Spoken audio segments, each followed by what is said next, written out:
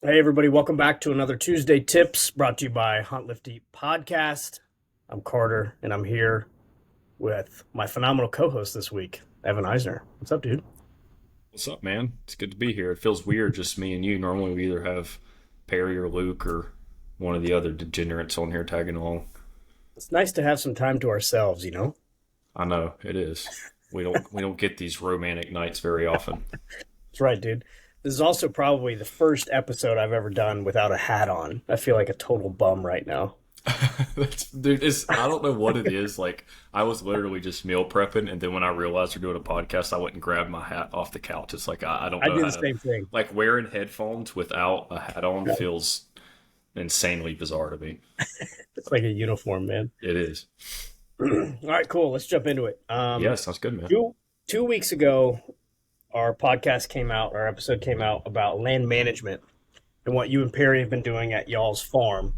Um, or plans to do what you guys have been doing since then, which is pretty cool. And then you guys got to do some pretty cool stuff this past week on a scale that was pretty impressive, man. So we're going to talk about prescribed burns, and we touched on it last episode that we did together. Um, but now that y'all have some real recent firsthand experience and memory about it, man, I'd like to jump into it a little more and talk about maybe some of the benefits and why prescribed burns should be considered for wildlife habitat, and also, you know, y'all's farm is it's an agricultural working farm as well, so from an ag point of view too, it's good as well, man. So why don't we start from the beginning there and jump into why y'all chose to go that route.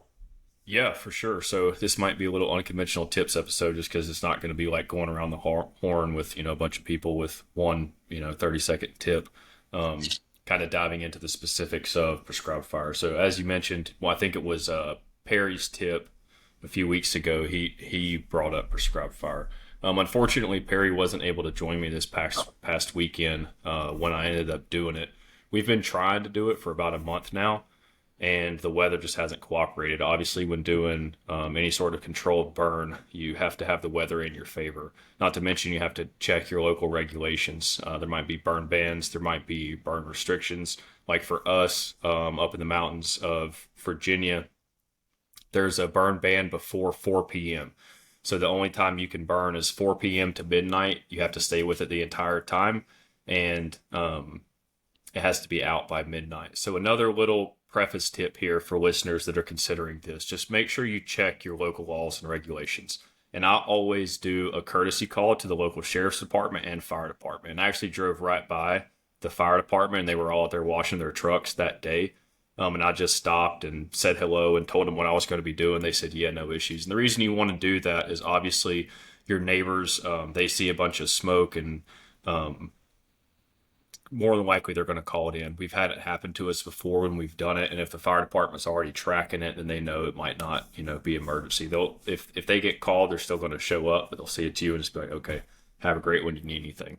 The other thing on that is notify your neighbors if you have their contact information. I always send out a courtesy text to our neighbors on all sides saying, hey, if you see smoke, it's just us. We're doing some controlled burns. They're always very appreciative of that. You know what I mean? For obvious reasons, especially if you're doing any sort of burning of any significant caliber. Like we ended up burning several acres. I don't know the exact amount, but I burned 3 sections on our 437-acre farm. So, I mean, I would guarantee, I would guess I burned anywhere from, mm, I'd say I probably burned 15 to 20 acres.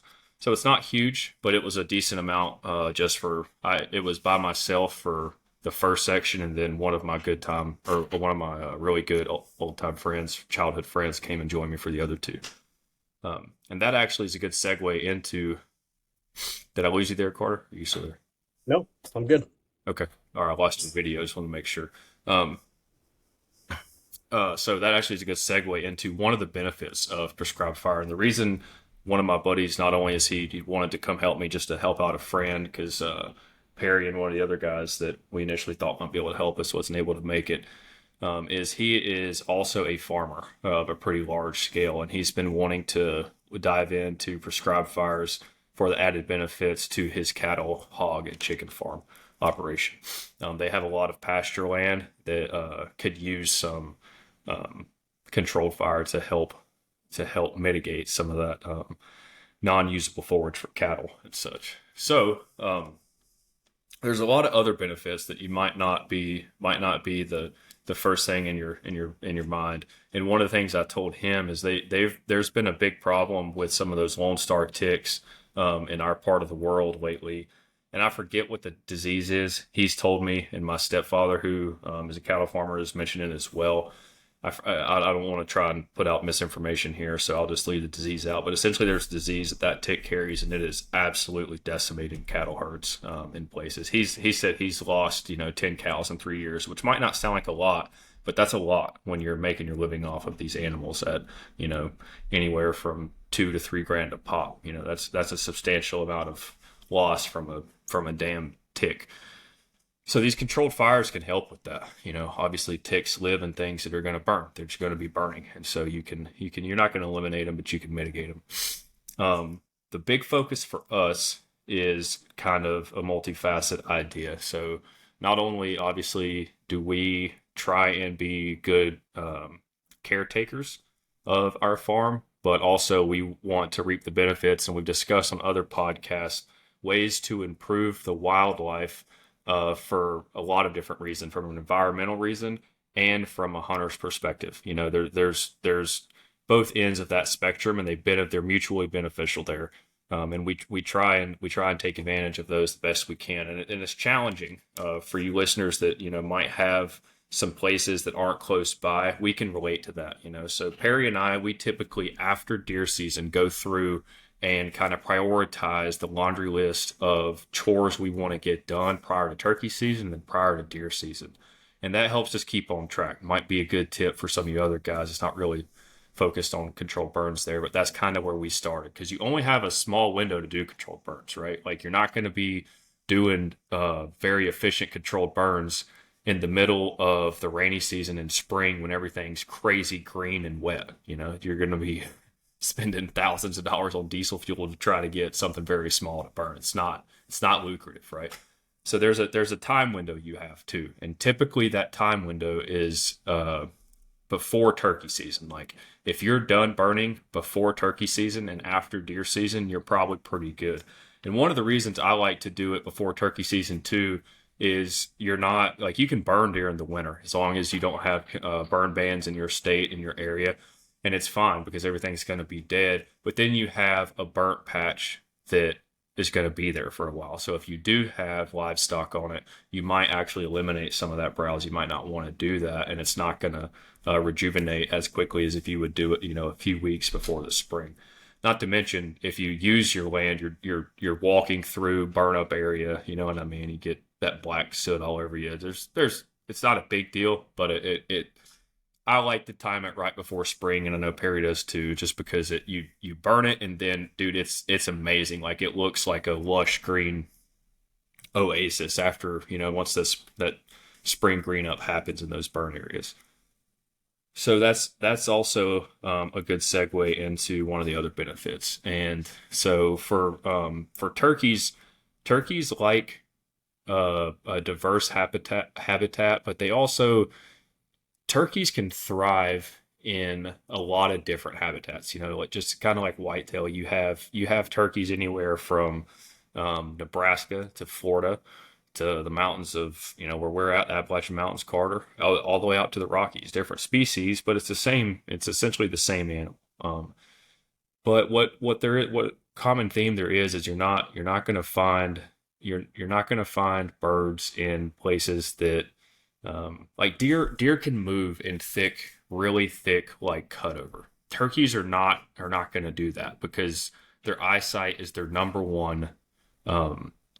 I'm just blanking on the word sensory receptor. Does that sound right? No.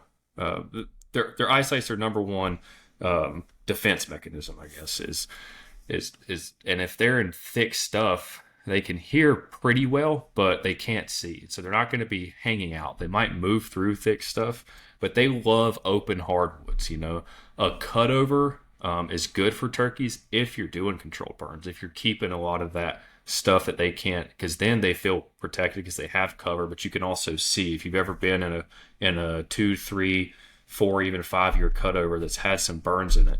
If you watch the hunting public guys, they hunt in them all the time, and you can it's very huntable. You can walk through it, but there's also cover. You know, an animal can disappear quickly, it could show up quickly, but you can see out to 100 yards. You're not going to see 500 yards, but a lot of those types of habitats are what you're looking to create there. So that's kind of one of the perks from strictly turkeys. You know, if you have a really thick, grown up place on your land that you couldn't even walk through, you might see deer move through because deer. It's bizarre to see some of the places that deer will hang out in the thickest, nastiest, thorniest. You know, and that's Yeah, always where they want to go.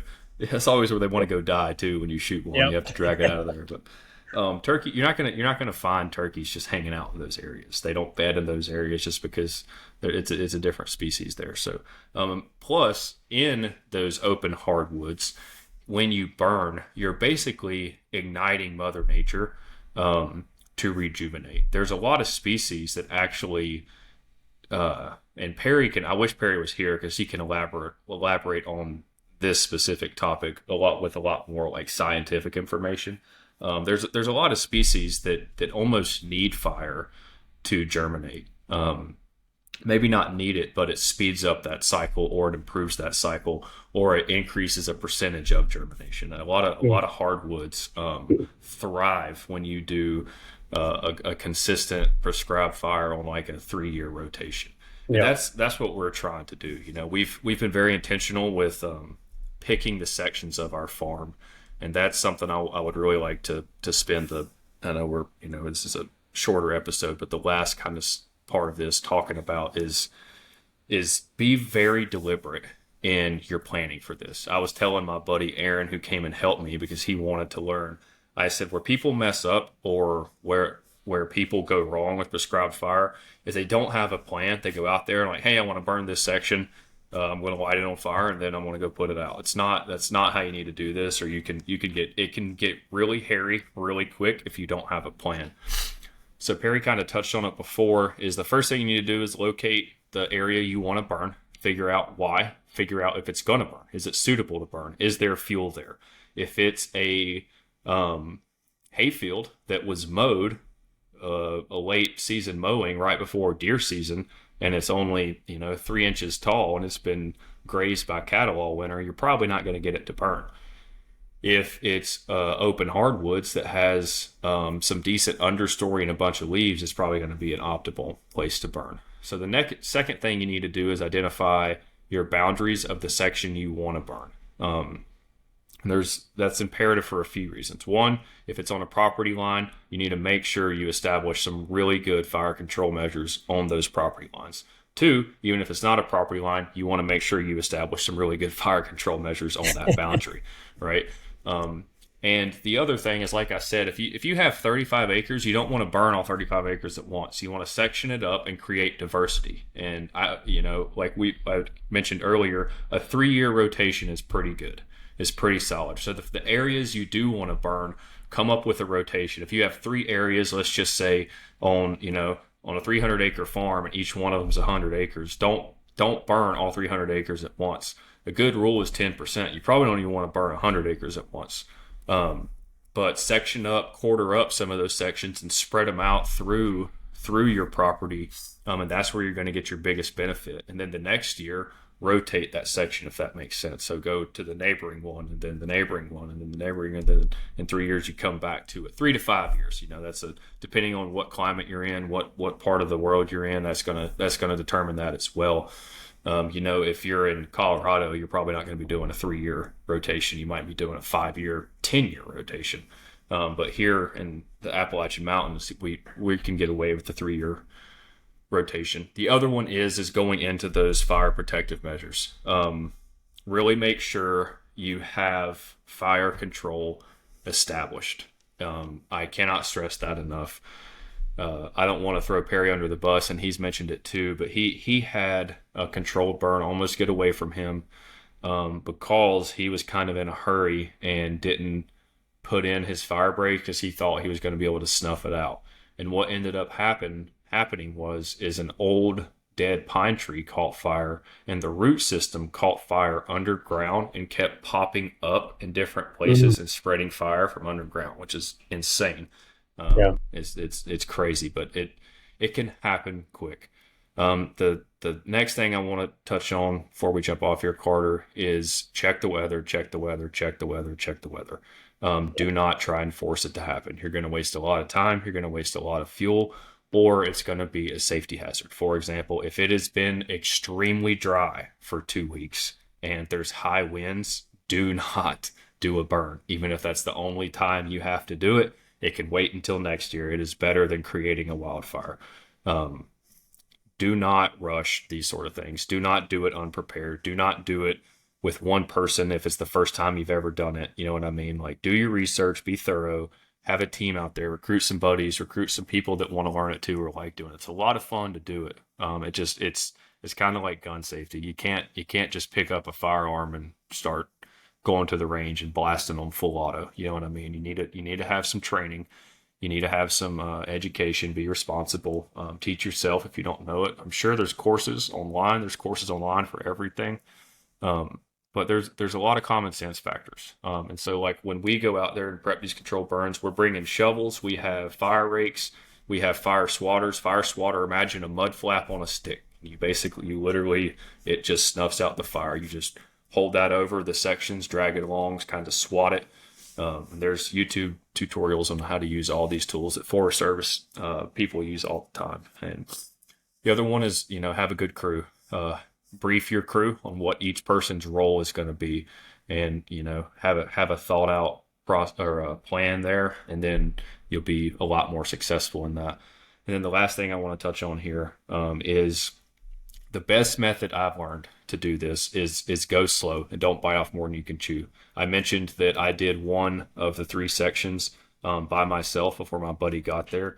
I was literally lighting 10 to 20 foot sections at a time, letting it back burn 6 feet or so. And what back burn means is I have a fire break installed in place, but I'm lighting that section and then I'm letting it burn for 5 to 6 feet, creating another fire break. I'm using the fire to create a back burn. And back burning is burning into the wind, not with the wind.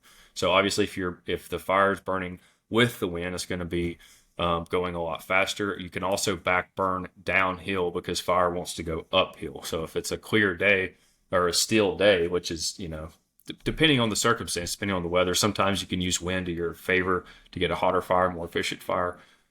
But like I would start at the top of a hill on a steep section and let it burn down the hill for a good ways, and then I would light the bottom and let that meet up to the already pre-burnt area, and it puts itself out. You don't have to do anything at that point.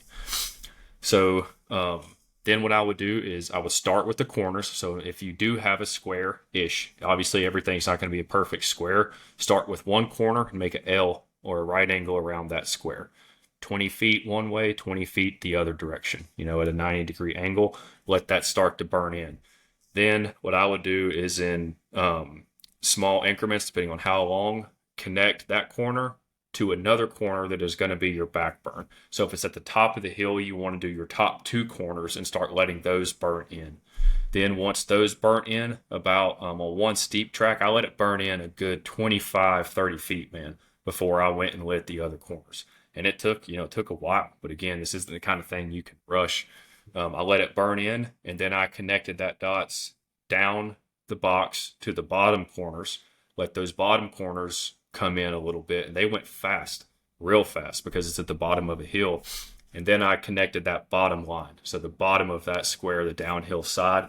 And then there's actually a really good picture. I sent it to the group chat, Carter. It looked like a big circle burning. Yeah. And all that is it's just a big circle of fire burning in, and then it puts itself out. Yeah. So I know we went a little bit over 15 minutes, but this is the kind of topic you could talk about for 2 hours and not cover everything. Yeah, man. It's super important too, like Yeah. enhancing your soil health, promoting biodiversity, and protecting and encouraging your wildlife populations. Absolutely. Like, I mean, this is a massively underutilized, probably, skill. I don't know of a downside to do it. I don't know of one. It's intimidating. That's the only downside. Yeah, I guess that's the downside. Is it's Yeah. laborious. It takes some planning. It takes some methodology. It's not it's not like just frost seeding a clover plot. Any nutsack can go out there and frost seed a clover plot. And anyone can honestly do a controlled fire. It just takes some due diligence on your part for some prep work, for some planning, for some very intentional, deliberate planning too. Not just hey, let's try it out. Like Yeah. be intentional because there's a lot of big risk factors. Look at Texas right now. I mean, how much of that state is on fire?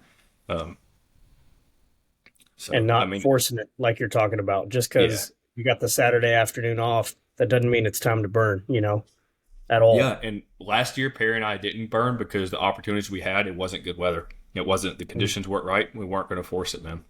It was It's the either right too call. wet or it was too dry. We never had good weather. That's the downside of living 3.5 hours away from the property you're trying to manage. But Yep. it's part of it, man. And it's better to take a year off and do it next year and have a more thought out plan than it is to burn down your neighbor's farm. It is, dude. And that Yeah. patience is important and it translates to hunting too. Yeah. Not just hunting a bad wind because it's your only day to hunt, or like, Yeah. I can only hunt this morning or this Yeah. afternoon. I know I got a bad wind, but whatever. That may be Absolutely. that big buck or whatever. So if Absolutely, management man. is the goal, you got to look at it from the holistic point of view year round. So I Yeah. love that. That's fantastic. I have nothing to add, man. I'm stoked you guys did that, and I'm excited to learn how to do that with you guys and Yeah, see for the sure. results. Maybe we can post some pictures. Yeah, I'm super excited. I was hoping Luke or you could use a lot of those pictures I sent. There's some pretty good ones.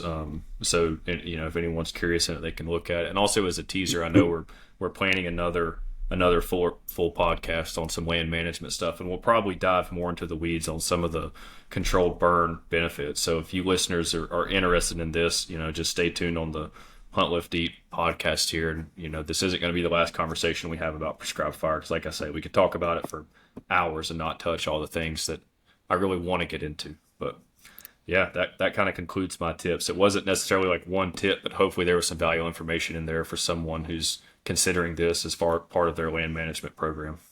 Absolutely. They should definitely consider it. And on the next one, we'll get the professional environmentalist on as well. Don't make his ego any bigger. That's right. That's right. Just, yeah, Nah, I'm just kidding. He knows his shit about it, even though he almost burnt down our farm. He knows the technical aspect. that's right. That's right. Hell yeah, dude. Well, I appreciate it, Evan. Looking forward to I, chatting again soon, man. absolutely, dude. It's good seeing you. Yeah, you too, man. Listeners, as always, we appreciate the hell out of you guys. We'll talk to you next week.